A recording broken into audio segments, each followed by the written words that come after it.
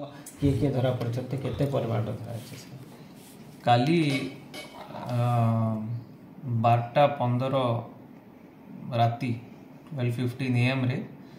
गोटे ऑपरेशन होता जो सालेपड़ा गाँ पाखे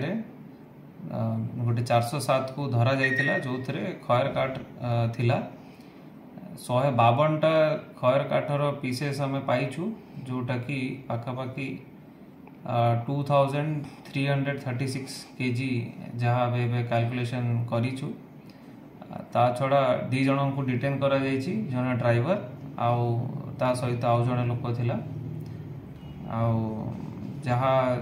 जानिबा को मिलुछि एटा रायपुर जाउथला आउ कोठू काठ आसुछि आउ कोठी की एग्जैक्टली जाउथला तार तदंत चलीछि आउ शीघ्र आमे जानिबा आ आपन को जणाइबा सर केते परिमाण एटा कहै छै सर तार अमाउंट ता केते 152 पीसेस आमे पाइछु जोटा कि 2336 kg होछि सर केते जण गिरफ हेलेनी कोन जबत छै 2 जण डिटेन हेइ छंती जणे ड्राइवर ता सहित आउ जणे लोक थिला से मानक डिटेन करा जायछि इंट्रोगेशन एबे भी चली छी ठीक है।